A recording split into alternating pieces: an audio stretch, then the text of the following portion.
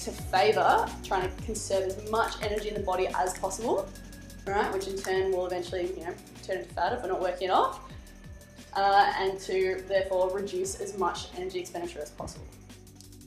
Does that make sense? Yeah. Does that shock anyone of how it all works? Like the fact that you can hit Friday and be like, I've been so good with my food, I deserve this weekend. Hello everybody, and thank you once again for joining myself, Amanda Micallef, on the Fitness Mindset Podcast, episode number 15. Today I'll bring on a special guest by the name of Emma Cook, who is an accredited practising dietitian and personal trainer from Melbourne. And together we have joined forces to help my clients get even better results for my 6-week challenge, Fit AF in 6. On today's episode, Emma will be covering topics more evidence-based around the areas of nutrition, setting up your own meal plan, the excess calories a person can consume through mindless eating, and much, much more. Please help our show grow by leaving a 5-star review on iTunes, SoundCloud, or if you're tuning in on YouTube, please smash that subscribe button, like and comment on the video below, and we will continue to bring you valuable content. So guys, please have a pen and paper ready and enjoy today's episode. The macro, which I have done, and believe it or not, writing a full extensive meal plan to that level will take me a good 8-9 hours. It's a lot of work, but it does work. However, then you come back to the client a couple months down the track, how are you going? Yeah, really good, following the meal plan is fantastic. However, they haven't had, I suppose, the confidence to actually expand out of that and actually be educated. And if you want to look at something that's, yes, going to be in this 6 weeks, but then also starting to create those lifestyle habits so you don't go through cycles of 6 weeks, then you need to actually start, I suppose, self-parenting and educating yourself. So we give that base, and they're starting to, I suppose, apply the logic, which is like, okay, well, if I'm going to have, a cup and a half of low-starch vegetables, say I put on and some peas, doesn't mean you have cuts and corn and things every night. You can also, rotate into zucchini, rotate into eggplant. It's just generally the quantities that you're going to start to get to know for where you are, I suppose, now and for this challenge. And then, again, it's going to all change, at the end of the 6 weeks anyway. Okay? So, we'll get started. My name is Emma, as we can see here, as Amanda has informed you. So, realistically, this is about understanding balanced nutrition and more so topically into this 6-week challenge and this sort of setting. So as we've just established, everyone here is looking at realistically dropping body fat. We don't say losing weight. All right, if you lose weight, that's a composition of body fat, water mass, muscle mass. Okay, if we want to actually lean up, we want to be dropping body fat and, ideally actually increasing your muscle mass. So we want to sort of lose that term when we say, I want to lose weight. Great. What type of weight? If you really want to lose weight, I'll just go and put you on like a pea a day and you will lose weight, I'll tell you that, but not the right kind. Okay? So we'll do a little bit of an icebreaker, I suppose, which is, how many diets have you heard of? Let's list them out. Don't look in the book yet. Cabbage soup diet. Oh, that's a new one. Good. Let's go. The next one. Old school. Yeah, soup diet. Yep, absolutely. Anything you can think of? Flexible dieting. Flexible, yeah, okay. What kind of dieting? Any. Well, I'm sure we've all heard of things like, and you've got like Celebrity Slim, you've got the keto diet, it's a big one at the moment. I think the cookie diet, I saw in America. Like detox? Yeah, you got your detox diets, your high restricted diets, you've got, I suppose, everything blended, as long as it's liquid. Literally, someone goes, oh yeah, as long as it's liquid. He's like, excuse me? What's going on there, okay? Alright, on that note, any of the diets you have listed, have you experienced any success? Have these diets have you heard of? Has anyone actually committed to one of these diets? I've done the intermittent fasting for a few months. I did concentrated, and I found that it took a couple of weeks to get used to. Yeah, so I also used to eating like cereal in the morning. Definitely. But after that, I actually found it really worked. Awesome. Okay, good. All right. Do you think that was sustainable long term? Yeah, I still probably do it most days of the week. Yeah, cool. All right. What happened? Have you stopped it? So you haven't stopped it yet? Yeah, I was probably more religious with it at the start. Yeah. Well, I could be. Yeah. For a few months. Now it's intermittent fasting. Okay, so ultimately, out of all the diets, I'd probably say, and so where you can see on your booklets as well, I have written intermittent fasting type diets there as well. That one probably has the most scientific backing. However, believe it or not, it's not actually the food itself that's doing all the magic. It's the fact that it's it's a diet suited for busy people.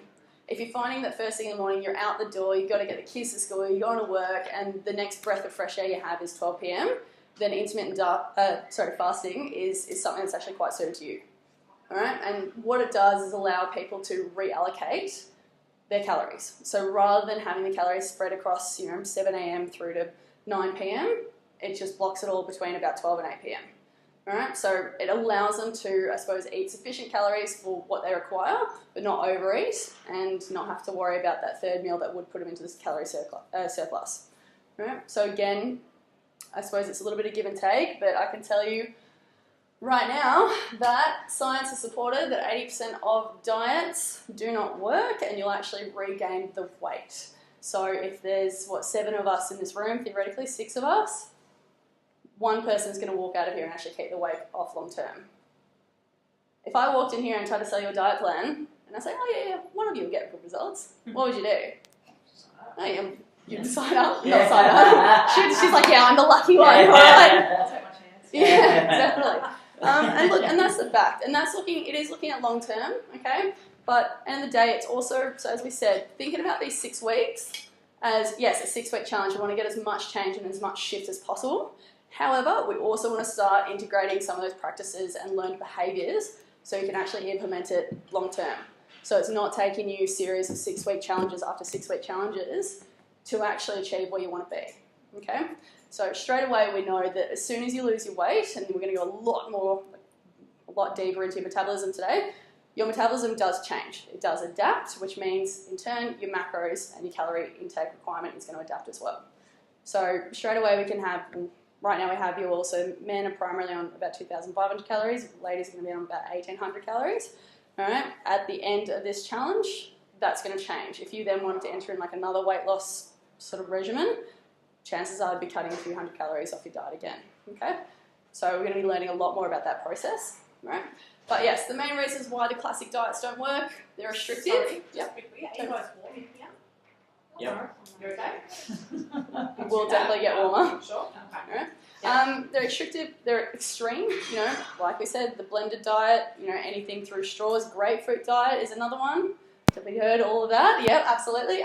Inconvenient as well. Expensive, so anything like your pyramid marketing scheme, so Herbalife, I'm sure a lot of people have potentially heard of. Yeah, masses. You end up actually funneling hundreds of thousands of dollars, or hundreds to thousands of dollars, actually just trying to be invested in the product that apparently is going to change your life. But realistically, you're actually funding someone else's income.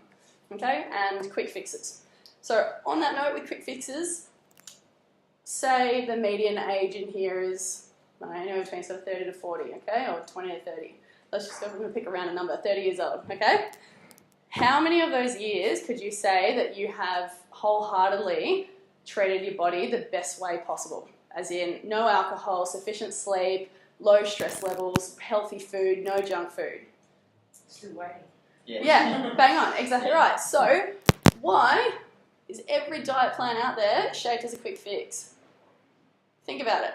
You spent 30 years not treating your body the way you should, yet we should expect, that these 12-week plans, shred plans and stuff like that should be the answer. Doesn't quite weigh up, does it? Not so much. So we're going to change that today. So we have 3 metabolic states you can be in. So you've got your isocaloric or weight maintenance. Okay. You also have a negative calorie, I suppose I'm used to saying calorie deficit.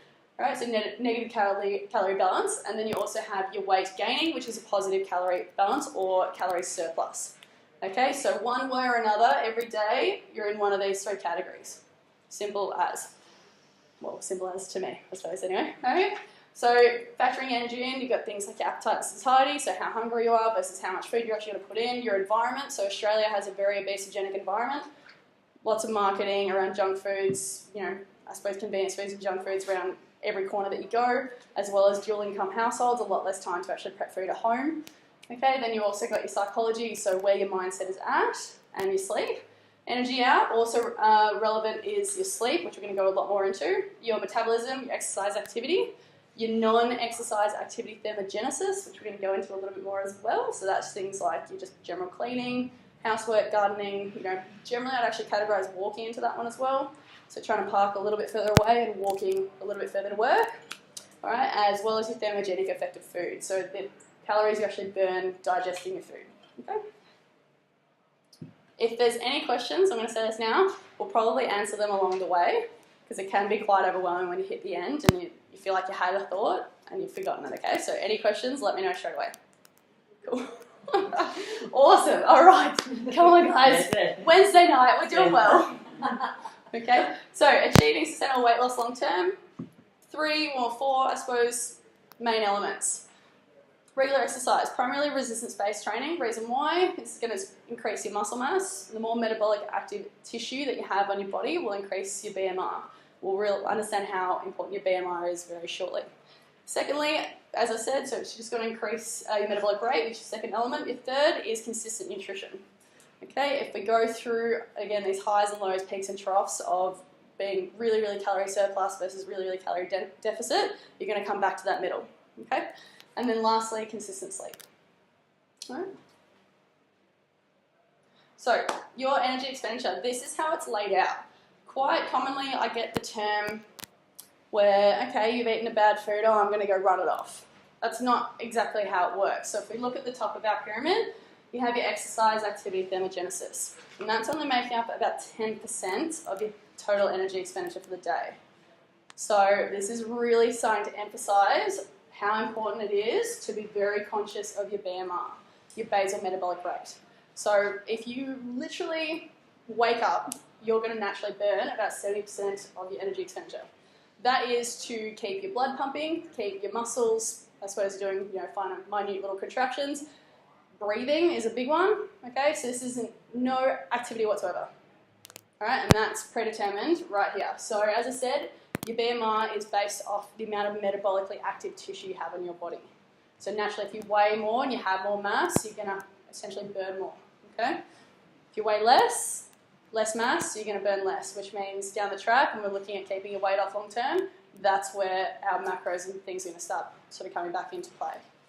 All right, in the middle, we have your NEAT, so non-exercise activity thermogenesis. So again, that's just day-to-day activities. Do you stand on your feet at work all day? Do you sit down? That's going to be a big factor. If you're at a desk job, how many people in here have desk jobs? Oh, fantastic. Good work. All right, well, that's fantastic. So realistically, if you're standing all day, you're going to naturally burn a little bit more. I'm on the gym floor all day, so on a given day, like even yesterday, I burned about 6,000 kilojoules, including my training. Whereas I've got clients who literally sit at a desk all day. The most activity they'll have is getting to work and from work and then to the gym. They'll be likely to burn about 1,000 kilojoules, including their training session, depending on what they're working. Okay, big difference. And in terms of weight loss, can actually do absolute wonders for giving you a greater allowance of calories to consume and still lose weight. Lastly, you have your thermic effect of food. So that is, as I said, how many calories are burned while you actually consume food. So that's both the actual how many meals you're looking at in a day, and then obviously the type of food you're consuming. So protein actually burns the most, if you'd like to know. So that'll come into play shortly too. Any questions on that one? Can I ask the difference between calories and kilojoules? Like how do you... Yeah, so kilojoule is, so you have 1 kilojoule and then 4.2 or 4.18 calories. Okay, so a calorie is the amount of energy it requires to heat up, I think, a litre of water by 1 degree. Okay? Or a kilogram of water, I should say, by 1 degree. And then, yeah, to convert it into kilojoules, you divide it by 4.1 or times back up. Okay. Yeah, so you'll find that a lot of packages, quite typically Australia is actually kilojoule based, but because So like we're a westernised civilization, you'll see calories on a lot of packets. So to work out, like if it doesn't have the calories and it's got kilojoules, then I just divide it by 4.2. Do you want to write up do you know the method off by heart? Because maybe write it up on the board for these guys. And Literally, it's so easy. 1 kg, so kj, so.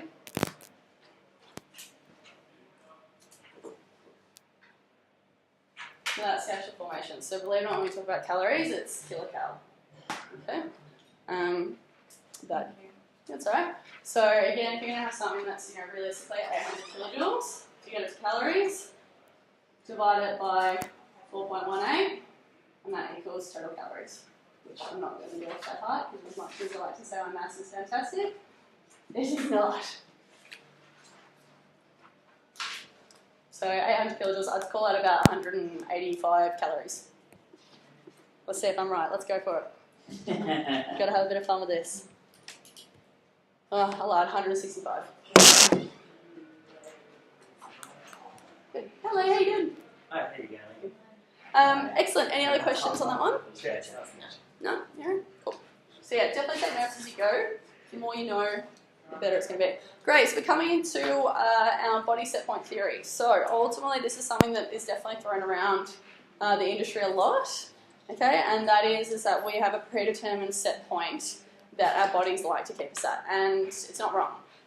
Realistically, if we're starting from, say, I suppose square one, the start of our journey, and we're at a baseline weight of 70 kilos, alright, so if an increase in metabolism when we start to put on weight, okay, so it naturally starts us to, we want to start to lose weight. Once we lose weight, we have a decrease in metabolism, which is then going to naturally bring us back to your set point. Okay, so it's pretty much, we have to go into a little bit further, your body's way of ensuring survival. Okay, so we start to lose mass. Realistically, our bodies can perceive that we're out in a desert somewhere and we're not liking it. So we do as much as we can physiologically to adjust it so we have become quite energy efficient human beings. We've decreased our metabolism, so whatever food we consume is naturally going to bring us back to our set point. So again, this is why it is imperative that down the track we do look at changing up macros and things like that as well, because we want to make sure that as we are losing weight, we actually continue to lose weight. Right? Naturally, we're going to go through sort of cycles of body weight set points, so it's It's always gets you going. So realistically, sort of term it like blocks. So we're starting up here, as I said, at 70 kilos. Say we come down to sort of 65, and then our body's going to sort of overcorrect up to sort of 68, 69-ish. Again, we go through, say, like our next sort of, I suppose, lower calorie cycle. All right, we lose our weight down to, so where were we, 68, down to, say, 62. Oh, no, wait, that's down, next block, sorry, down to 62. All right, body sort of starts to overcorrect again. We bounce back up to about, 65, 66. All right, eventually you're going to end up with a new sort of set point that the body registers as your weight. All right. So just a quick question, Em. So based on that scale there, what sort of a time frame are these people or anyone looking at if eventually, because it looks like it goes in waves, peaks and troughs to reset our body set point. What sort of a time frame would they be looking at there? That would easily be reflective, honestly, on how much you are putting yourself into a negative calorie balance. Okay, so there are some people who hit their new sort of set weight at, say, 67, 68, and just go, yeah, great, I'm happy here. Okay, and you've got others who, you want to essentially keep changing that. So you go through your next, say, dieting cycle, theoretically block number 2, all right, and then you want to go a little bit harder this time. Okay, and you start to drop maybe 3 to 4 kilos more. It's just, honestly, comes down to your behaviour, your nutritional intake, and what your actual plan is. So, realistically, any good change up in your set point, I reckon you'd want to be looking at probably a good year. Absolutely. Yeah. All right. Cool. Excellent. So this is, as I was talking about, adaptive thermogenesis. So it looks a lot more confusing and frightening than it actually is. However, what it's establishing is that before our weight loss, say again we weighed about 90 kilos, we've dropped ourselves down to 70 kilos. What we have is an energy gap. So it's a 20 kilo energy gap that our body is missing. What happens, as I said, coming back to our previous slide, is that our metabolism goes, right, I'm not sure about this, I'm down here, let's change this up, let's try and bring us back to where we want to be. Alright, so coming back to our adaptive thermogenesis, realistically, what happens metabolically is you have increased hunger. So that's pushed forward primarily by ghrelin, which is your, I suppose, hormone that's going to trigger you to actually want to consume more food. It's why when people do start to lose weight, they'll commonly go, I just feel hungry all the time. I don't know why, but I never used to feel hungry at 11 a.m. between meals, but I really am. Has anyone experienced that before? Yeah, absolutely. And you can't explain it? Good old adaptive thermogenesis of working against your favour. Alright, a few other hormones in there which I won't go into too much because I want you to actually walk out of here feeling less confused than you were when you walked through. Big one is insulin as well, which is a big satiety regulator too. Alright, and then coming down into your energy gap for particularly your sympathetic nervous system. So in terms of energy efficiency, our body, so you have your mitochondrial cells, which are like your energy production cells of, well, I suppose, organelles of your cell. They actually become more efficient and effective. So where previously, say, this is putting in layman's term, one set of mitochondria might have produced 2 to 3, 4 calories or kilojoules for you. They're now producing 6, 7, or 8. Okay, so realistically, we don't have to do as much in a given day to actually get through our activities. So in turn, we're not actually burning much on a given day. Right? You're also going to have sympathetic changes, I suppose, in the brain, which will actively tell you, hey, I used to walk down to the shops, but today I'm going to drive. Because you're already realistically energy depleted, we're not feeding your bodies as often, so we're in a state of energy conservation. Does that make sense? Yeah, so it's all these small little elements that accumulate to favour trying to conserve as much energy in the body as possible, right? Which in turn will eventually, turn into fat if we're not working it off, and to therefore reduce as much energy expenditure as possible. Okay, so other one opposite to ghrelin is leptin. So leptin is in charge of hunger satiety. Beg my pardon. Body satiety, so how satiated you feel after a meal, how long you can go through the day with actually feeling this, I suppose, full and not craving food. So that's also down-regulated. So as I said, ghrelin is amplified and you want to actually keep consuming and getting that nutrition and those nutrients back into the body so we can refeed back to our normal body weight set point. Okay? Excellent. So as I said, greater energy efficiency, decreased sympathetic nervous system activity, and then in turn it's going to lead to our energy expenditure overall. So coming back to our previous slide, all this essentially gets compressed down. So once upon a time you're potentially burning, say 2,500 kilojoules in a day. We're now down to say 2,000 kilojoules in a day, which means that needs to be reflected on your food. Okay. So, any questions on that one? It can be very, very daunting concept to get your head around. Yes. Okay. All right. Excellent. So, as I said, these are what your different hormones and the roles they're playing. So, leptin, as I said, decreased leptin decreases your satiety, increases your hunger. Coming into decrease insulin, reduce inhibition of muscle breakdown, which is sort of kind of a beneficial thing.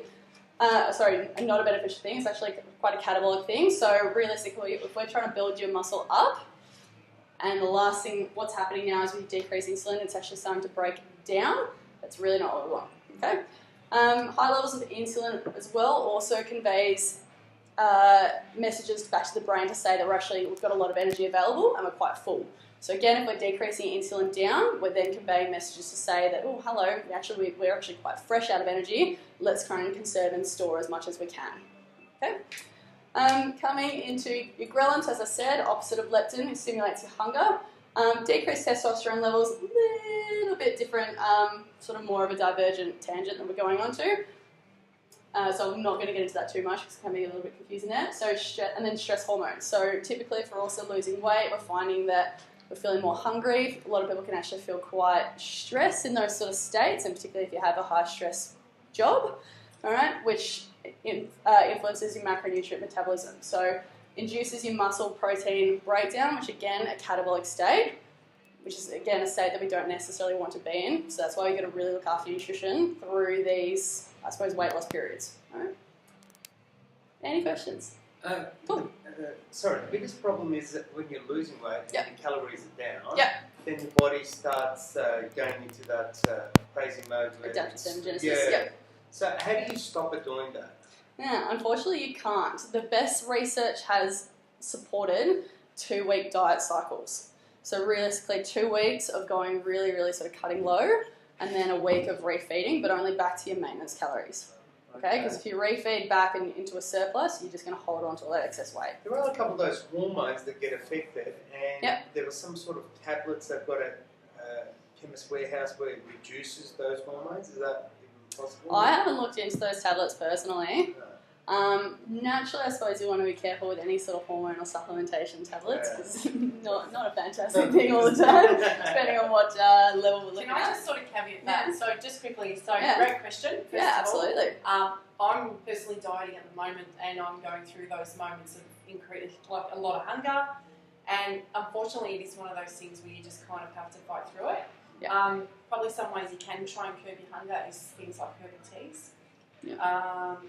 Maybe invest in like a Powerade powder or a BCAA. It's just something that has a little bit of something in it that doesn't have a lot of calories but will help you fight through that hunger. Or no, the hunger's fine. It's just your body stops burning the fat and absorbs it because it's gone into that crazy mode. Yeah. You know that what's the hormone that stops your body burning fat anymore because it thinks you're struggling, something's happening. So you're going into more survival mode. Survival mode. Yeah. And that would probably be more worst case scenario if your calories are a bit too low. Yeah. So if you're below BMR, so more like to be like just to be alive, everyone has a different level of BMR. Yeah. So I would say if you get to that point, Shaz, it's because that the calories are just far too low. So this is where each week we'll be looking at your macros. So you'll have a macro target, provided that you are consistently dropping 3 to say 600 grams a week. There's no reason for us to change as long as you're functioning okay, all those sorts of things. So I will never put you at a point where to help you out. Where you will. All the slides at the back. Oh, no. Yeah, sorry, I'll never get you sort of I saw you like racing them down. I was like, oh no. So they're all in now. Oh, okay. Yeah, so you'll be above That's alright. I know what uni's like, don't you worry. Your muscle mass. Teacher goes through them all, and you're like, oh my god, I've Oh, learned nothing. Yeah, it depends how you've been dieting, man. If you haven't had enough protein, if you haven't had the right education, this is what today's about. Yeah. To give you that right education. Yeah. Look, unfortunately, it's just one of those things that realistically, going back to good hard science, survival of the fittest. Okay, and in the day, if we do happen to get stranded in a desert out there, these are all the metabolic adaptations that your body will just put you through naturally to try and make sure you're getting back. Well, I suppose we're actually surviving, but at one point in time, getting back to a normal environment, a normal habitat, and a good routine food. Yeah, it sucks, definitely. It's brutal that our bodies actively just work against us, but it's if you stay persistent, as I said, you'll push past that body set point, okay? And there'll be a point where this adaptive thermogenesis switches off, you're at your new set point, and then you try and essentially go again if you're trying to lose more weight, and then it will kick back in, all right? It slows things up, but it doesn't mean it's going to completely stop you altogether. Cool, all right. Excellent. So sleep is absolutely essential. Absolutely essential. So a lot of people will tell me they're doing all the right things, they're dieting, they're exercising, they're everything, and then it's really hard to sometimes just crack what's actually happening. How are you sleeping? How are you sleeping? How many hours of sleep a night are you sleeping? I'm like, oh yeah, maybe like 3 to 4. I was like, oh. Okay. Alright, and then, you ask them the difference between, okay, on the nights that you do sleep 3 to 4 hours versus the nights you're actually getting between sort of say 6 and 9 hours, how do you feel? Like, oh god, the next day, like, oh god, I don't want to train, that's for sure. I'm hungry all the time, I feel like I'm just cranky, which is an absolute given, let's face it. They'll tell me they go on the toilet, maybe 4 or 5 times more often, okay? And these are all the mechanisms that start to kick in, again, when you're lacking sleep. Okay, so primarily when we do sleep, we go through 4 stages, stages 1 to 3, and then your REMs. Okay, realistically, what we want to be entering primarily is your stage 3 sleep. Stage 3 cycle of your sleep, which you'll actually rotate through about 3 to 4 times in a night. Particularly for looking at muscular growth and recovery. In your stage 3, you get about 70% of your overall secretion of human growth hormone, and that's actually to help your muscles repair and replenish, and so you're going to be sort of ready and recharged to go again. So if we're looking at actually putting on good lean muscle mass and dropping body fat, that's the sort of stage that we want to be achieving, and in generally anywhere between about 7 and 9 hours, you should be hitting that cycle 3 to 4 times in a night. If you're only getting, say, 3 to 4 hours, you might be only sleeping 2 to 3 times in a night. They're getting that stage 3 cycle 2 to 3 times in a night. Okay, so big difference between how much muscle we're actually, I suppose, repairing overnight versus not. Okay, coming into, I suppose, what you want to eat before bed is something that's low in sugar. High sugar foods means we're going to have a high secretion of insulin, all right, because we want to cycle that sugar out of the blood and into either the liver or the muscles, okay? And if you have that high intake, so particularly lollies, even sort of some fruits and stuff like that, it's actually going to down-regulate how much human growth hormone is secreted as well. So that's why typically you've got things like casein powders, protein powders, which are slower acting protein powders that generally the industry pumps forward, but yes, great for muscular recovery and repair, but also a good low sugar option if you want something sweet at night. Okay, because at the end of the day, we just want to try and get as much human growth hormone secretion as possible, okay, which will also deplete as you get a little bit older as well. So as we get older, we want to try and maximise as much as possible, okay? Any questions on that one? What about a bowl of yogurt? A bowl of yogurt? Yeah, yogurt's good. Yeah. So realistically, you've got obviously different types of yogurts. Yeah, the lean one, the protein. Yeah, so like Chobani and like YoPro and things like that are really good yogurts. Greek yogurt's fantastic. A power nap's okay during the day sometimes? Like a half an hour, power nap? Power nap's fine.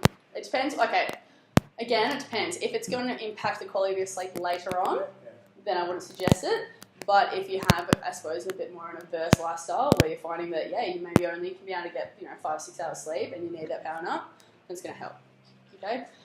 Again, if you're if you have a really sort of, I suppose, poor sleep or poor quality sleep or little amount of sleep, it's going to affect your overall energy output in the day too.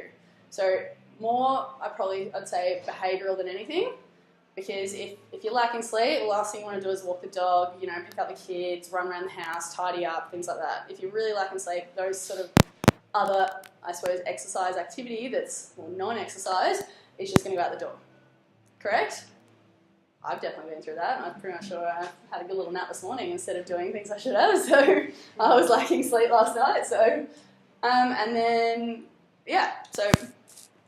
Cool. You obviously get mixed messages from social media or whatever else saying you shouldn't eat between dinner and going to bed, and then you could eat something before dinner and going to bed. Yep. Is there any benefit to eating, or is it really just independent on the person? I would probably say it really depends on the size of your meal and everything. Last thing you need to do is load up on a massive meal. However, again, if you have an adverse sort of lifestyle, like me, classically, I'm at the gym until 8:45, 9 p.m. It takes me about 45 minutes to an hour to get home. I'm not going to bed unless I've eaten. And so I'll actually have a full meal and then probably get into bed about an hour later. Reason why for me more so is that the next day, if I haven't eaten that last meal of my day, I'll wake up starving. And if I potentially can't eat again for another few hours, I know I will feel awful. I will be definitely not wanting to train my clients and be the happy, bubbly person at 5:30 in the morning. All right. And then again, it comes into your overall macros. All right. So if you're looking at obviously losing weight, but trying to, I suppose, lose in a degree that it's achievable and we're not going to go into our survival mode, then you want to make sure you're getting that protein, most especially overall. Okay? Whereas if you cut out a full main meal because, oh my God, I'm meant to be in bed in half an hour, or probably shouldn't eat because the internet told me not to, that's potentially about 30 grams of protein that you're not getting. And that's a huge difference. Absolutely, fundamentally huge. So I like to think of, yes, we want to look at your day-to-day intake, but then I suppose a week snapshot as well. So if you continually miss dinner for the whole week, you're going to be a very low calorie intake, but you're also going to be lacking a lot of protein. And the same sort of thing, how is it going to affect you the next day? However, that being said, if it's between eating something and not eating something and eating a bag of lollies, probably not eat the bag of lollies. Alright, so yes, your quality of nutrition is key. So believe it or not, you can actually be in a calorie deficit and consume McDonald's and pizza and KFC and bags of lollies, and you can still lose weight. That's an absolute given. Cool. I thought it would be a little more like, oh, really? You can do that? Oh my, can I do that? No. Yes, and you can lose weight. However, the weight that you're losing, this is where we bring that weight category back in, is going to be probably less body fat and actually a lot more muscle mass. Okay, because your muscles actually require a lot more, obviously, protein from your diet if you want to be stimulating as much growth and development as possible. So, as I said, you can be in that negative energy, I suppose, deficit on crap food. However, we want to be in a negative energy deficit on good food, good lean food, nice lean cuts of protein or, vegetarian options of protein, as well as, obviously, vegetables and fruits and just a good sort of scope from your diet. Okay? Again, if you're eating a calorie surplus, just because you're eating all healthy foods doesn't mean you're not going to gain weight. So I've had clients, actually I'm not going to go into that little tangent because it's going to come up on the next slide. But yeah, so many people have come to me like, I eat the healthiest diet. I don't eat any bad food whatsoever. I don't get it. What's happening? And you total it up, and like, yeah, they're eating more healthy foods. It's fantastic, but they're actually eating about 1,000 calories more than they should be. Yes, you're still going to put on weight. But that is, I suppose, the end of the day, calorie deficit versus calorie surplus. It's going to have one ramification or the other. Just quickly, who here is a snacker? Who likes biscuits or chocolates or chips? Yeah. Who's a cereal snacker? Oh, 100%. Absolutely. I love snacks. When we're not tracking, and I mean, now that you guys are going to be tracking, you're going to see just how many calories you potentially are consuming that you're not even realising. You're probably just in junk food and empty calories alone, it's probably anywhere from 500 to 1,000. I can speak personally, I'm a big snacker. I've had to cut a lot of that out. So just wanted to throw that one in. I didn't include the 2 little dark chocolates I had today. That's all right. I just wanted to dark chocolate. That's all right. That's all right. Antioxidants. Well, yeah. So drilling that in, realistically, if you're eating good nutrition and food, so it's the same sort of thing with, I suppose, cutting out food groups. A lot of people, quite commonly, the 0 carb diet. No, I'm not eating carbs. For starters, to break that down, are you eating vegetables and are you eating fruit? Great, you're eating carbs. So let's just not demonise this food group just here, your breads and your cereals, so your grains. Okay, because again, if you cut full food groups, you're actually cutting your micronutrients as well. So for example, your B vitamin complex is actually responsible for a lot of your energy production, all right, feeding up to your brains. It's quite commonly that people cut out grains altogether, and they'll actually feel quite sluggish, quite lethargic, and just not an overall happy person. I've actually been doing it for 3 or 4 years. Okay. I don't mind it. I actually don't like potato, bread, and... You don't like them? No, it just doesn't... It makes it bloated. Yeah. Okay, and that's personal preference, but are you still eating other vegetables? Yeah, I'm eating vegetables, which has got carbohydrates. So, yeah.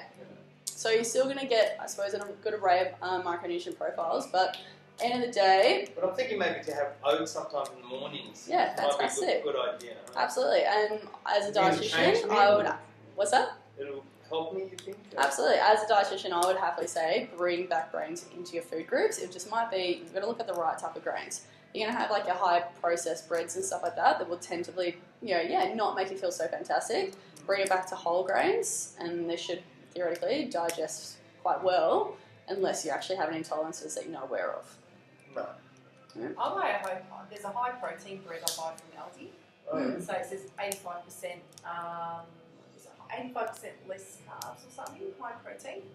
They're small slices, full of grains. And I think they're great. So, yeah. So like a sandwich at lunchtime. Yeah. Or, piece of toast in the morning or something. There's going to be options of what suits you. Yeah. Personally, I'm a volume eater. I'd prefer to always eat to feel full as opposed to just eat. And that's where you can change up what types of grains you have as well. That being said, I also have pasta at least once every week. Once every night.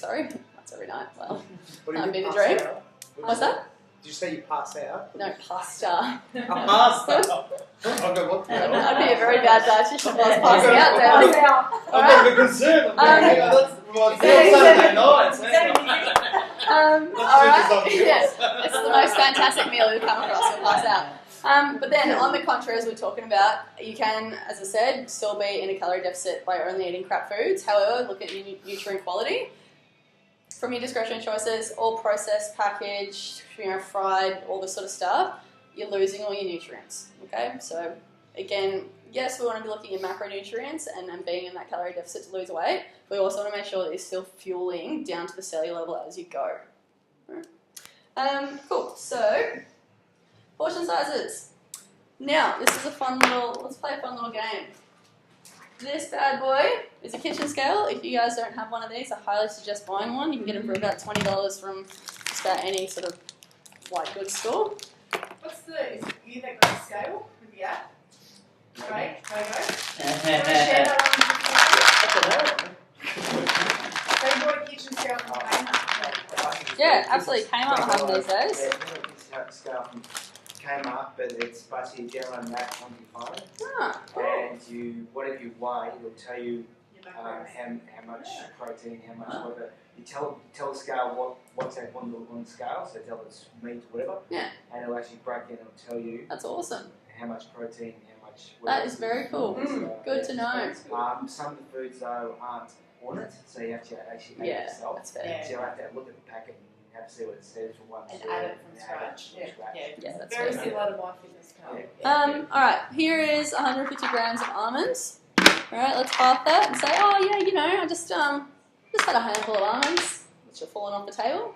How many of you have easily gone to either like there's a nuts sort of stack at work or just in the cupboard and just go, oh, I have a handful, or you know, you do this, all right, and then you do a little bit more. You know, that's my last little bit. Alright, and that ends up being about 75 grams. Now, a classic serving of almonds is actually about 30 grams. Okay?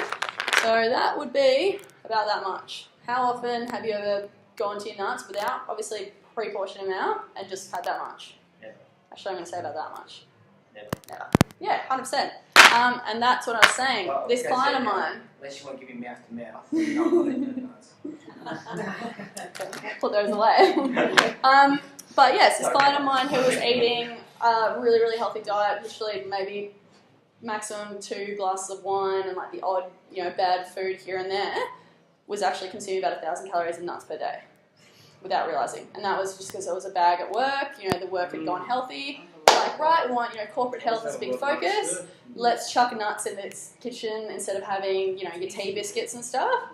I got him to weigh it. So every time he got a handful, I got him to weigh it. I wouldn't tell him what I was doing as I was getting to weigh it. And yeah, we figured out that was his 1,000 calorie surplus. It's the fat content, is that right? Yeah. So, as I said, 150 grams of nuts. Easily get through that in a day. 900 calories. Alright. Equivalent to 9 Tim Tams. Oh my god, I could have been having 9 Tim Tams. And then as my little asterisk, this will still provide... I've been myself for such a long time. Yeah, 100%. That's terrible. Absolutely. So, and that's the thing, if I put 9 Tim Tams on your diet plan, would you look at me and be like, you're crazy? Oh my god, 9 Tim. I'm more interested to know the fat content of 150 grams of nuts. So that's great. Well, okay, so per gram, so to speak, nuts have 37 kilojoules, as opposed to protein and carbohydrates have 17 kilojoules. All right, and that's why, like anything that's fat-based, you've automatically got to reduce down your portion, either by half to a third. All right, so that's how we start to figure out, you know, anything that you know is fat-based food. You've got to really, really make sure you're looking after your grams in your serving. So classically, as I said, so your almonds. Really, you'd have in a given serve about 18 almonds for 30 grams, which is going to provide you about 180 calories. And that would be essentially a snack. All right? So that's why, I mean, it depends if you're a volume eater or not. If you like, you know, just the small things here and there, you don't want to be totally full, then fats are probably for you, because being that they are obviously fats-based, more slowly digested, keep you full for longer. I personally am a volume eater. I love to graze and pick at things, so instead of having nuts, like I'll go through like your little rice crackers and things like that, because you actually have like sort of 10, 12, 15 of them, a little bit of hummus, and that's the same amount of calories. And I feel like, because I've picked at one, picked my next one, and my next one, I've actually like sat and had a pretty good, you know, snack for the same amount of calories. So again, end of the day, it's calories in versus calories out, calorie deficit versus calorie surplus. Yes, your macros definitely come into play. We want to have a good spread between your protein, carbs, and fats. But then at the same time, you've got to figure out what works for you. Because just having that sort of small serve there, yeah, that's nice. Where's the rest? All right, so you've got to figure out definitely what works for you. Can I ask a question? It's a weird dumb question. Because I soak my almonds in water. So if I am to measure them, should I be measuring them, say 30 grams dry, and then soak? Do you soak them? When you soak them, they're going to be heavier, yeah? But they also leach nutrients. When you what? soak them, they leach out nutrients. Yeah. Alright, so when you soak them in water, do you then dry them or bake them? No. I'll So- just drain them Drain them, and then just eat them. Yeah, Like, I that's- find them easier to eat because I can't actually handle Yeah, it's eating. Look, theoretically, that's a good question actually. Fats and water are hydrophobic and hydrophilic molecules. So theoretically, like, the fat content's not going to leach out into the water. You might just get like small amounts of vitamins and minerals. Yeah. So I'd probably say weigh them first. Yeah. Right. Good question. Walnuts are nice as well when you put them in the water. So then again, walnuts are different again because you can have about 2 almonds for 1 walnut. So again, volume type thing. So walnuts, if we were to do say like a 180 calorie serving, I'd probably give you maximum about 8 or 10 walnuts. Right. So you're just going to keep factoring that in. Rid of nuts altogether and go to tin cans. Dark chocolate. Alright, so then this is so classic. So the Australian Guide to Healthy Eating, and pretty much like basically the Bible that all dietitians go off, is your healthy plate guide. So looking at, most especially I suppose, if you're not meal prepping and you're actually out for dinner and you're trying to figure out how to actually still eat well in a social setting, but you don't obviously want to give up or throw out your 6-week challenge, then we want to be looking at half a plate of vegetables, particularly like your low starch vegetables, so broccoli, cauliflower, zucchini, eggplant, carrots, corn, okay, and then you want to have a quarter of your plate to be proteins and then a quarter of it to be carbohydrates or high starch vegetables. Alright, so pretty much I'm going to give you a ruling which, like potatoes and pasta or potatoes and rice shouldn't end up on the same plate. Particularly like your curries and stuff like that. Yes, curries and oriental foods can be fantastic. Very, very common to have like a rice-based dish and they'll have potatoes and all that tossed through the curry. Okay, because that means you actually end up having about, well, realistically, half a plate. So serving sizes and all that will come in a little bit later, and it's also in your books. So yeah, realistically, great dietitian on Instagram, Savvy Dietitian, absolutely fantastic. Literally a whole page is these, so definitely if you want to jump on an Instagram page to follow, brilliant. Yeah, dining out, chicken parmigiana, so quite classically your whole plate is chips on the bottom and then put the parma on top. I'm sure we've all seen one of those. Yeah, fantastic foods, absolutely love them. And a very, very, very small amount of salad, which I guarantee most people don't actually get to because they're kind of like, why is that even on there? Yeah. Chips are also deep fried, okay? When your chips are deep fried, your potato actually absorbs all sort of the oil and the fat molecules, and that's why they become very, very dense, even up to 3 to 4 times more calories than your typical chips. Great way to sort of adjust it, particularly if you make it at home. Straight away, half your plate, load up with veggies. It's the first thing you should do. Alright, and then most especially, I don't really mind if you don't weigh out those, but I definitely want you to weigh out these. Alright, so if you're doing obviously your chicken with your tomato paste and your cheese, all of that should be portion sized. Same with your chips. Like I actually have oven baked chips 2 to 3 times a week because my partner just loves them, and I was like, great, well, he's doing it. I don't really want to give it up either, but I'm just going to factor it in to how much I can actually afford to have. So, alright, same sort of thing. Big, bowl of spaghetti bolognese. Spaghetti bolognese is actually in the little food plan, but it's a matter of finding out a way to actually reduce it down to correct macros. So making sure you're getting a sufficient portion of meat, making sure you're getting a correct portion of carbohydrates, or your grains as we call them, and then having half your plate of vegetables. So whether you do a garden salad like that, or as I put into your plans, we actually factor in like spiralized zucchini, so you do like sort of zucchini pasta type setup.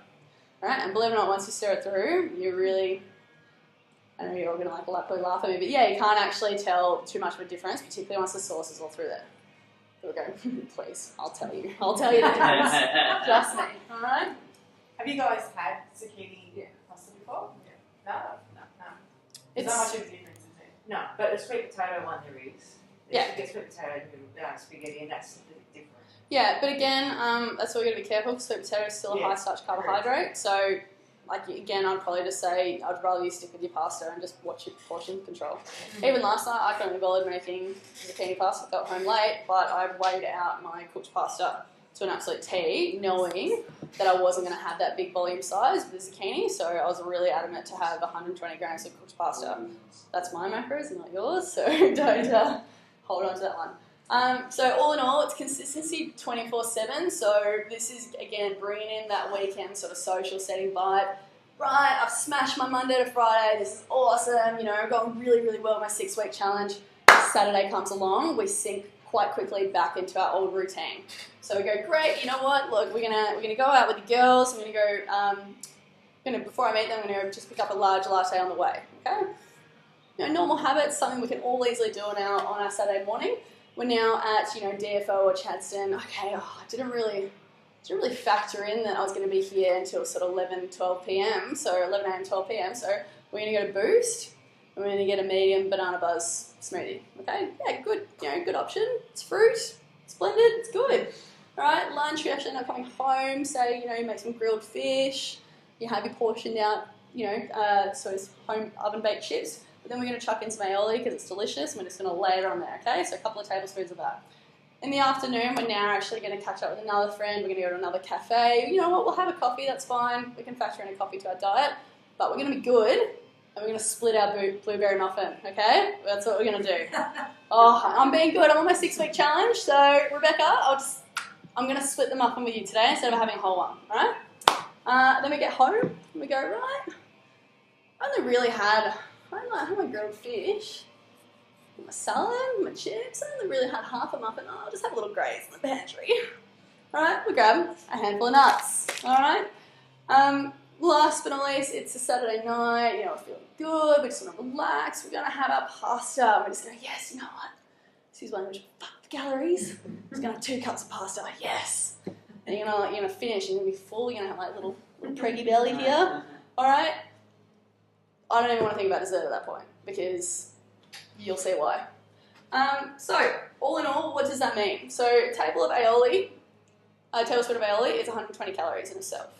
Okay, and it's pretty rare that a lot of people go, yes, I'm going to have precisely 1 tablespoon of aioli on my plate.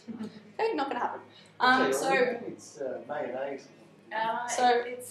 It's more, I suppose, it's thicker mayonnaise. It's typically whole egg. Right? Lots of extra fat in there. Tastes fantastic, but you'll get it at like any restaurant easily. Oh, you put it on your salad, do you? No, you put it just as like a dipping sauce aside. It's not garlic, like a tartare sauce. Yeah. There's so many different varieties. And there's like chipotle aiolis, the latest craze. Sauces are all sugar, aren't they? Pretty much. Well, in this case, fat. I think aioli is the spin-off of horseradish. Horseradish is very pungent. Aioli's just, it's really creamy mayonnaise. Yeah. Okay. Alright, your large coffee is 210 calories, and that's just factoring in full cream milk and realistically that it's a large size. Chopped chip blueberry muffin quite typically is about 450 calories. So any of the ones that you get from a cafe, they're always a little bit bigger. Alright, medium banana buzz is 350 calories, and that's a medium, so your original size, I meant to write 500 calories. Okay, so that's if you got the bigger one. Alright, a good handful of nuts can easily do 90 grams, as we sort of found out today, or 450 calories. And then, realistically, by having your 2 cups of pasta as opposed to your portioned out about 2/3 of a cup, you can easily add just a good 200 calories there. So this isn't even factoring in like your base diet. This isn't factoring in like the fish that you had for lunch and you portioned out, oven baked chips. It's not factoring in the breakfast that you've already had. This is just those little one-ups that we've done throughout the day just from living day to day. And just go, no, it's the weekend. I'm gonna wing it. 1,300 calories more, okay, 1,300 calories more than your tailored plan. All right, now if we put that into action, this is what it's going to look like. So this is ultimately, so say we're having, so for most females, classically, your total daily energy expenditure, so that's your BMR plus your NEAT plus your thermogenic effect of food plus your activity, 2,100 calories that you're burning, okay, in your day. So if we want to be in a 500 calorie deficit per day, you're looking at having 1,600 calories for your food. All right, so great. Monday, Tuesday, Wednesday, Thursday, we achieve that. So now our cumulative deficit is 2,000 calories. Right, end of the week, our end goal is a loss of about 3,500 calories. And that's to equate about 500 grams of body fat. Okay. By the time we hit Friday, we go, we'll just go out for a cheeky bev or two, but I've still eaten all my plan. I have my plan, really good, but we're going to go for 2 drinks, okay? So we've got 2 drinks added in there, another 300 calories. So now our accumulated deficit is at 2,200. So that day we only achieved a negative 200 calorie deficit. Okay? Coming into the weekend, we've just had our fun little day out. All right, we're now, instead of actually consuming 1,600 calories or your total daily energy requirement of 2,100, we're actually consumed 2,900 calories. All right, so now at the end of the week, our deficit's only at negative 1,400. Coming into Sunday, again, a little bit of free eating, maybe just a big meal. We've gone to grilled and had a burger and chips and a drink. All right, we're now at a calorie intake of 3,300. Very easy to achieve. It looks like a big number, but I guarantee you there's quite a lot of people, just virtually everyone I've worked with, have actually achieved this at one point or another over the weekend. At the end of the week, you're now down to a deficit of negative 200, which is about 30 grams of body fat, which is about this much. If you came to the end of the week and you lost that much weight, you wouldn't really call me a very good dietitian or trainer, would you? You go, well, I have a waste of my time. And that's exactly how it happens. So it's accountability 24/7. Every day of the week, if you want to actually be losing about half a kilo of fat per week, which is a good sustainable rate, that's one that, as we talked about with the adaptive thermogenesis, isn't going to totally put you over the spectrum. Realistically, that's what we want to be hitting, negative 3,500 calories. And realistically, 24/7 accountability. You've got to be hitting that every day. Okay? Does that make sense?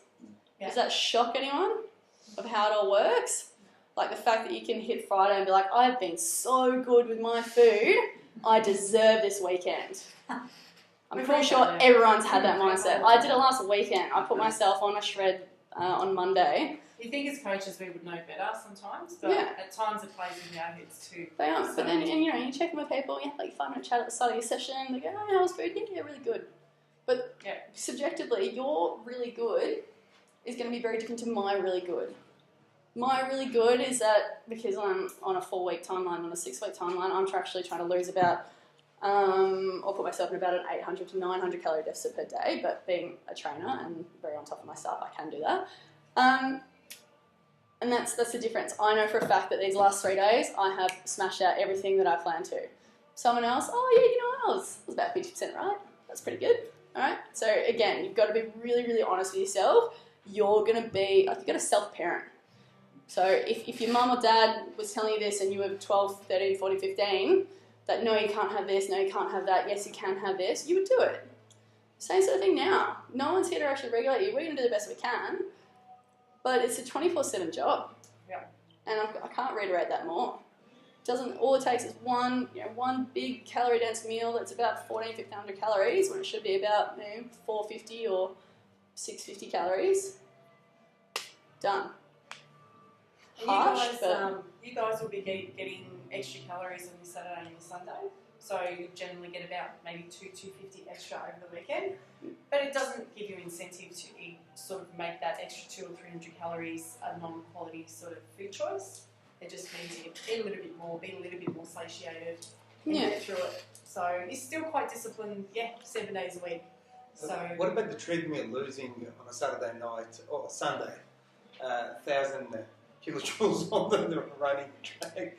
You're doing that on a Saturday. Run it out. Run it out. What have you done on Saturday? You won't do 1,000. You can do 1,000 kilojoules. You probably won't do 1,000 calories. Yeah. Right? All your machines and stuff like that are going to be programmed into kilojoules, or like your watches and things like that. You're going to be running 1,000 calories. So 4,200 kilojoules. How long is that going to take you on a treadmill? It's a long time. That's a lot of kilometres. Yeah. Bang on.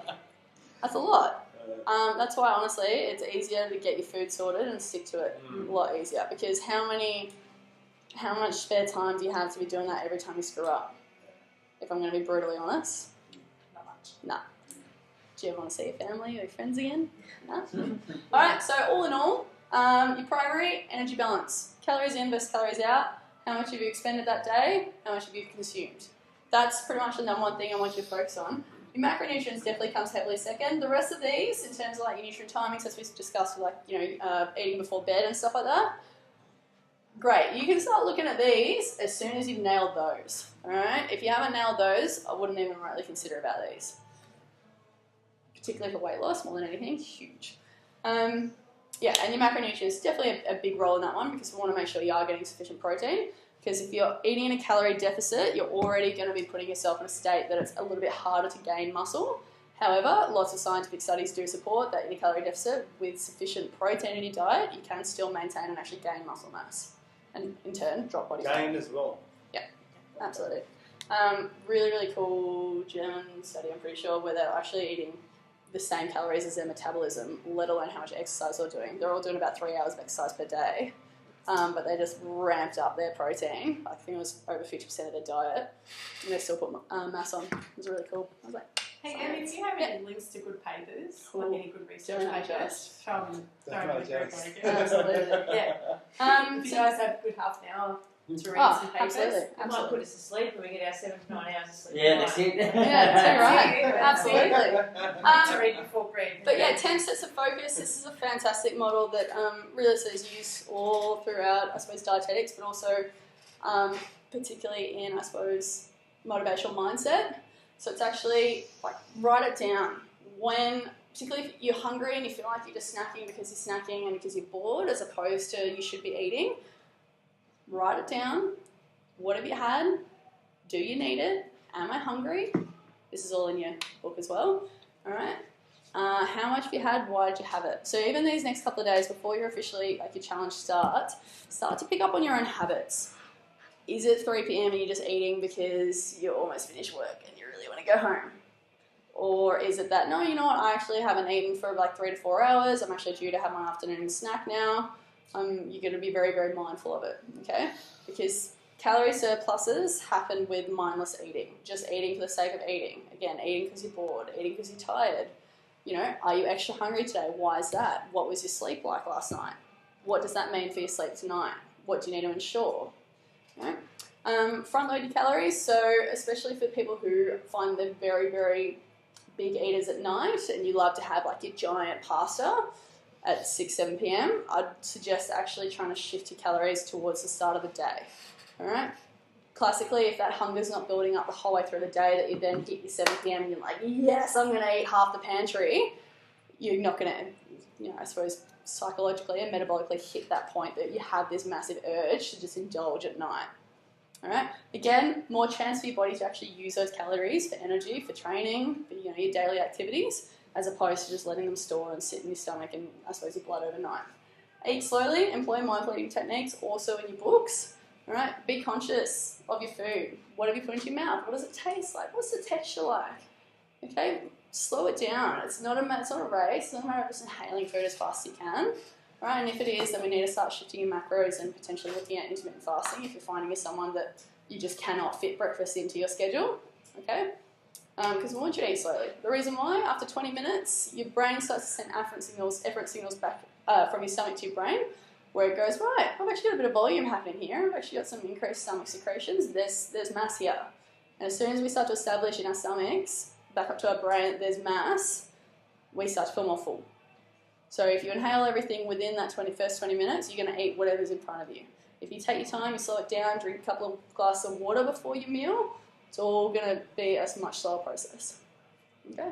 All right. Enjoy your favourite foods. Look, end of the day, this is 6 weeks, so I do want you to try and be, I suppose, as strict as yourselves as you can. As a dietitian, I don't actually employ restricted diets. Like I tell people, as I do, if you want chocolate, have chocolate. Just figure out how to control it. Me personally, I love chocolate. I'll tell anyone that. Everyone knows that. My partner bought me a card. Actually, no, I bought my partner a card for Valentine's Day, which says I love you more than I love chocolate. So I was like, this means a lot. Take that wisely, all right? But for me, I found at Aldi there's Moser and Roth bars. Yes. Individually wrapped. Cacao. Oh, not that one. But anyway, this is just normal chocolate. Like this is my point. If you've got to be satiated with it. So this is normal chocolate. Admittedly, I always try and go the darker options if you can, because less sugar. But they're individually wrapped bars, so which means I have to take 1 bar out, and that's my portion. And that's anywhere between some of them 160 calories, some of them 120. All right? I'm in my calorie quotient. Great. Because I unwrapped it and actually enjoyed it, and I wanted that food, and I knew that from like the moment I woke up. I think about all my food the whole day. That's like my next exciting point of the day. So if I get home and have my chocolate, I'm satisfied. Great. I can start the next day knowing that I'm good. All right? I'm good. Whereas if you restrict, you're going to hit essentially the weekend. We're going to have a 3,300 calorie blowout just because you have just shut yourself down the whole week. But that being said, also 6 weeks, get it done. Avoiding temptations, out of sight, out of mind. So if you're one of those people who will just keep picking at things, put it in the back of the cupboard, lock it up, seal it up, or better yet, toss it out. Keeping a list of non-food activities you can do when you're bored, lonely, tired or nervous, typically the times that we tend to emotionally eat. So things like reading, going for a walk, doing some gardening, playing with your kids, going and chatting with a neighbour, just anything to kind of psychologically break you out of that notion that you really are driven to eat because you're worried about something else or you're simply just bored. Okay? So make a realistic eating plan, becoming familiar with the calorie content your foods you commonly eat. So I know that this chocolate that I eat every time at night is about 130 calories. I know I can factor that into my diet. Fully aware of that. So if I happen to find myself, realistically not in, I suppose, my normal home environment, I can kind of go, no, you know what, I know I've got a 200 calorie allocation. I know that this food is under 200 calories. I can have that. Right? Become very, very familiar with your foods. Read labels. It's going to help a lot. Otherwise, schedule yourself into exercise appointments, either your trainer or yourself. You need to actually plan ahead, just like you're going to be meal prepping your food. Even when, excuse my language, but shit hits the fan, you schedule that session for yourself. You're going to do that training. It's going to allow you to really adhere to your program and your plan. So that way, again, we're not going to see these variances because you didn't train for 5 days. Same sort of thing with your food, I suppose, as well.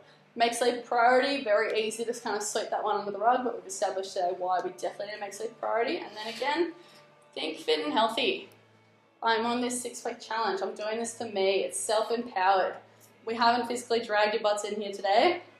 All right, you got to think about it. This is a voluntary decision. You want to actually do this for yourself. Every choice and decision you make, is it going to be a step forward or a step backwards? Is it going to be a balanced step? I have been really good. I'm going to make a conscious decision to eat this food, knowing I can factor it into my calories. And that's where calorie shifting comes in handy. So if you jump to your meal plan page, on, for example, Saturdays, I've sort of, I suppose, demonstrated how you can pull calories from your afternoon to give you a greater calorie allocation at night. So if you know you are socially going out and eating, and Amanda will be on top of you a bit more with this as well, shift calories over. Same with ladies as well. I've shifted some of your snacks from That one? No, the actual grid. That one? Yeah. What page? Alright, towards the back more? Yeah, cool. No, middle. Yeah, it should be on the other side of that one. No, up one more. Yeah, there. Good. Right, so for example on your Saturdays we've shifted your mid-morning calories because instead of having your breakfast and your mid-morning we've done a bit of a brunch sort of setup. Alright, same with some of the afternoons and mornings, so you can see Wednesdays for gents, you got your mid-morning snack and your mid-afternoon snack and nothing for after dinner, and so that's how you can adjust it, okay? So it just gives you an idea that no, it doesn't necessarily have to be as rigid as it looks. You just go to a calorie swap. Yeah, there we go. All right, what to expect. So to give yourself the best opportunity and maintain the weight loss post-challenge, it's essential you return back to your isocaloric dietary intake, so weight maintenance. So this is going to be a new set. So say you have lost a couple of kilos, it means that naturally what you're eating now, most likely, unless you're really on top of it as is, but for everyday people, they're generally going to be in a calorie surplus. Particularly at the end of this weight loss, you lost 3 kilos, less metabolic activity and metabolic tissue, you're going to have to eat less than you normally would. More than probably this diet plan, but less than you normally would if you want to maintain that weight. And that's how we get over your adaptive thermogenesis. Okay, so always constantly adjusting. So realistically, as I said, chances are if you have only just started with Amanda or you haven't really been on top of your diet, most of you are probably already currently eating a calorie surplus, and that'd be your general activity that's just kind of, making sure you're only putting on a little bit as opposed to a lot. So it might be something that we need further assistance with at the end of the challenge, okay, and that's something I can definitely help you with. Otherwise, last but not least, consistency is key. As we've discussed on your caloric intake across your 7 days, if you do that for the whole 6 weeks and you have your big weekend blowouts, you're going to come in here and you're going to lose half a kilo, which, if I'm going to be brutally honest with you, you could do just going to the toilet in the morning, okay? Not a fantastic result. At the end of this, we want to see some significant change, and consistency is 100% key. Day in, day out. As they always say, one bad meal won't make you fat, but one good meal won't make you healthy either. Right? It's 90% good, healthy, nutritious, calorie balanced meals, plus you get routine exercise and just a small quotient of fluctuation. Yep. All right. Cool. 6 weeks, you can do it. Any 100%. questions, guys? Yeah. Yeah, totally. You got alternatives to anything with nuts? Oh yeah, totally, absolutely. For like snacks and things like that. Yeah. Skin terms, we discussed it. Yeah, absolutely. I'll be posting up on our group. I'll be posting up a whole snacks list as well. It's just to kind of give you like a demonstration, so to speak, and also to get your good fats in there too. And also, what else do you have besides? What else can you drink besides coffee and tea? I don't drink coffee and tea. Oh, that's okay. That again is literally just to Okay, so realistically, you can see. There's no morning coffee. What's going on here? No. So this is what we're going to discuss. So coffees are a big one. If you're going to chuck your coffees in, so this is a demonstration. Just as Amanda said, it's not rigid. You go to. Realistically, if you wanted to have, okay, except for you, 30 grams of almonds for all your mid-morning snacks, because you like almonds, you love them, they fill you up great. You can have it every day. I eat virtually the same lunch and snacks every day. Big one on the other side, you like pretzels. Just pretzels you can get from like a chip bag kind of thing, slightly less processed than your normal chips. You can have about 15 to 70 of those with a tablespoon of hummus, and that's still in your calorie requirements. Okay. And I literally have that every day because I'm just a creature of habit personally. That's where, so for example, on Tuesday mid-morning we've got Chobani yogurt and fruit, and then I've put in a long or a short black coffee. It's a black coffee, about 4 kilojoules. You can have that whenever you want. Go nuts, okay? On the contrary, if you want to actually have a latte, where did I pop it down? Wednesday morning, 1 small skinny latte, 1 piece of fruit. Your latte's got milk component, it's going to actually cost you calories. If you're having 4 lattes or 5 lattes a day, you're looking at 600 to 700 calories. If you're having 3 lattes a day, you're looking at 350 to 400 calories. Alright, so that was realistically my point of difference. If you don't drink tea or coffee, that's totally fine. What drinks do you like to have? It's just so used to it's cold, so it's like usually water, juice. Yeah, juice is something I have not factored in. Honestly, if you're going to drink juice, I'd rather you have fruit. Juice is processed, you lose all the fibre and the good, you have a lot of the goodness. So, for example, your vitamin C, but you actually have also a whole bunch of sugar too. So, typically in 1 cup, you're looking at really actually about 3 to 4 serves of fruit into 1 cup, and therefore you're also going to get. I didn't want to get into too much, so don't want you to be deviated away from the general sort of principles, but there is sugar in fruit that you have to factor in. And with juice, it's all compressed. So that's why I haven't really put juice on there, because it sort of comes as really quick empty calories. Alright, so that's where, realistically, nothing beats water. I can tell you that. Sparkling water.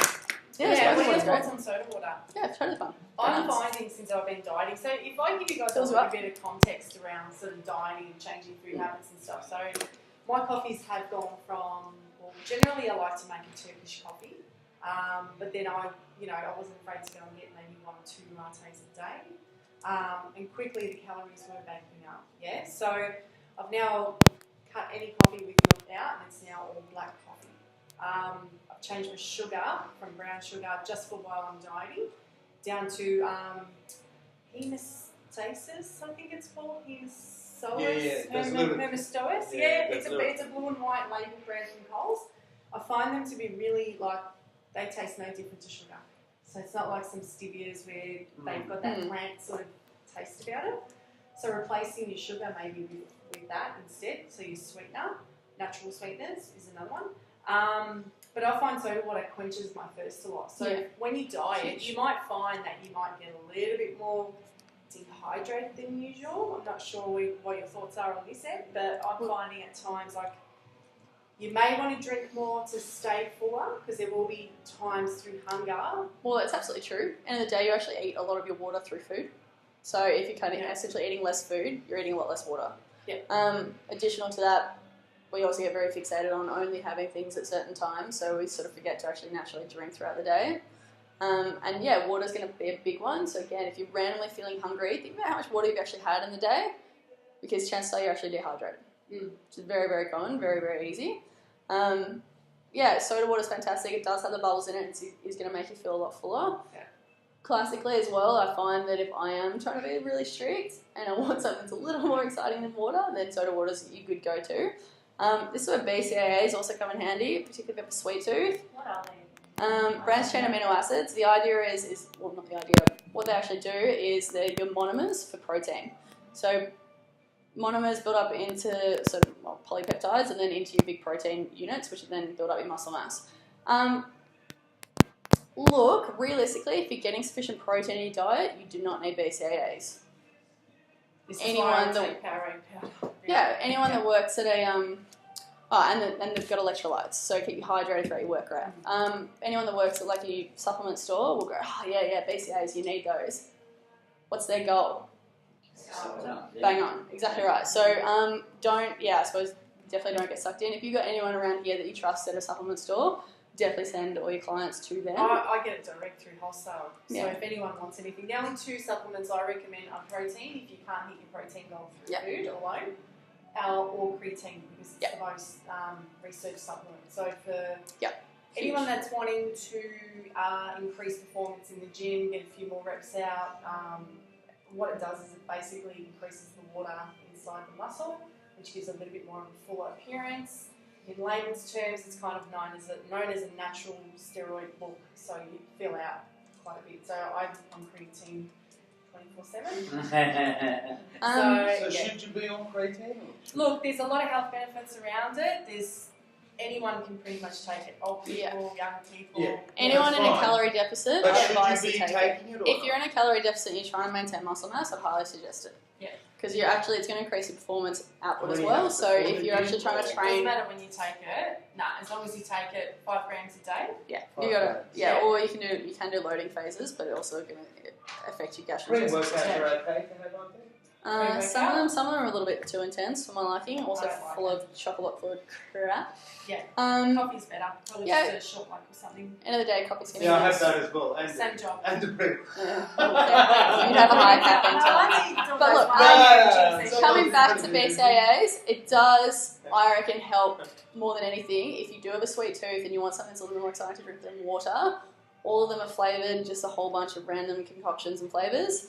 It does help. If you're really finding you're starting to crave sweet stuff for no God-given reason, it's a good little way to curb that. Even if you're not training. Zero, like sugar-free soft drink. Yeah, look, soft drink is soft drink. You can call it sugar-free, but there's still a whole bunch of other stuff in there that's still not good for you. If that's your option, and because you're out and you want to have some sort of better choice, hands down, go for the sugar-free versions. Yeah. But calorie-wise, yes, we're on the right page. We're thinking smart.